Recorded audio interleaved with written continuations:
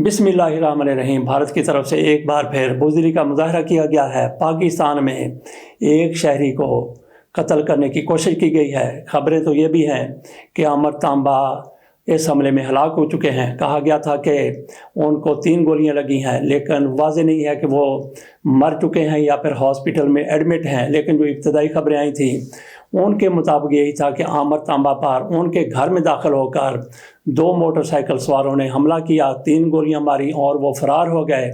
फौरी तौर पर उनको हॉस्पिटल ले जाया गया। एक तरफ तो ये खबरों में कहा गया कि वो वहाँ पे जैसे ही पहुँचते हैं उसी वक्त वो जाँ बाक हो गए हैं, लेकिन ये भी खबरें चल रही हैं कि अभी तक वो तशवीशनाक हालत में हॉस्पिटल में दाखिल हैं। इसको गोलियां मारने की क्या वजह है?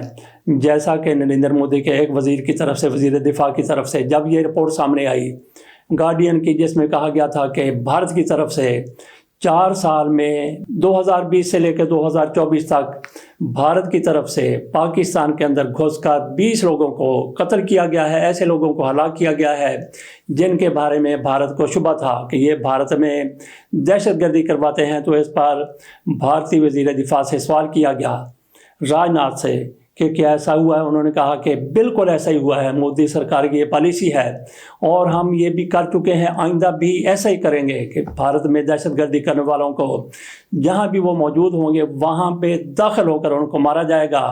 और ये मामला भी ऐसा ही लगता है कि भारत की तरफ से, राह की तरफ से पाकिस्तान में दाखिल होकर ये हमला किया गया है। आमर तांबा पर क्यों हमला किया गया है? 2011 में सरबजीत सिंह जो जेल में कैद था, 1990 में ये भारतीय जासूस गिरफ्तार हुआ था। 1991 में इसको सजाए मौत सुनाई गई थी, लेकिन 2008 में पीपल्स पार्टी की हुकूमत थी, उसकी तरफ से इसकी सज़ा पर अमल दरामद नहीं किया गया, बल्कि ये हुक्म जारी किया गया कि ताहुक्म सानी इस सज़ा पर अमल नहीं होगा। और उस सज़ा पर अमल नहीं हुआ था कि 2011 में कि जेल में, कोट लखपत जेल में इस पर 2 अशखास की तरफ से हमला किया गया। एक आमर तांबा था, दूसरा मुद्दसर नामी नौजवान था। इन्होंने उस पर ब्लेड से हमला किया, ईंटों से हमला किया और उसको हलाक कर दिया। 2018 में दोनों मुलजमों को बरी कर दिया गया था। और आज हमने देख लिया कि आमर तांबा के साथ क्या हुआ। भारतीय राह की तरफ से अपने जासूस के कत्ल का बदला लेने के लिए ये सारा कुछ किया गया। और यहाँ पे ये भी मद्देनजर है कि जैसे ही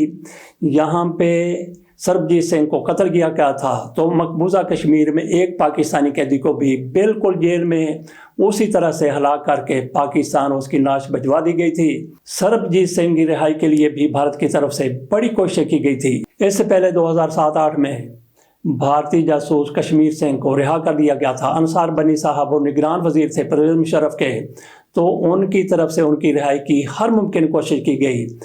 तो सरबजीत सिंह के लवाहिकीन की तरफ से भी कहा जाता है कि अंसार बनी से रब्ता किया गया, लेकिन इन्होंने उनसे 50 लाख रुपया मांगा। जब ये मामला चल रहा था कि कश्मीर सिंह की तरह, कश्मीर सिंह को 1973 में गिरफ्तार किया गया था, जबकि उसको सजाए मौत बाद में दी गई और 2008 में उसको रिहा करके भारत भिजवा दिया गया था।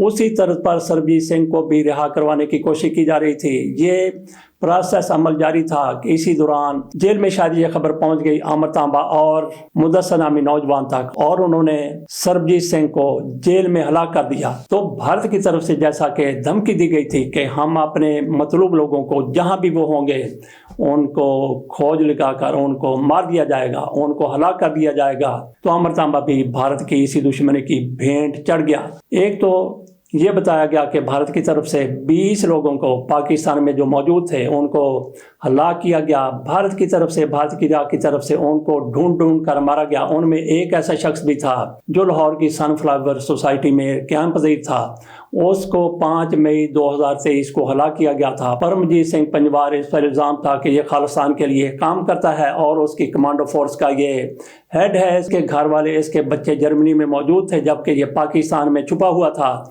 तो इसको भी राह की तरफ से बिल्कुल ऐसे जैसे बाकी 19 लोगों को हलाक किया गया, जैसे अभी आमर तांबा पर हमला किया गया है, उसी तरह से परमजीत सिंह पंजवार को भी पाकिस्तान में दाखिल होकर भारत की तरफ से, भारत की राह की तरफ से हलाक किया गया था।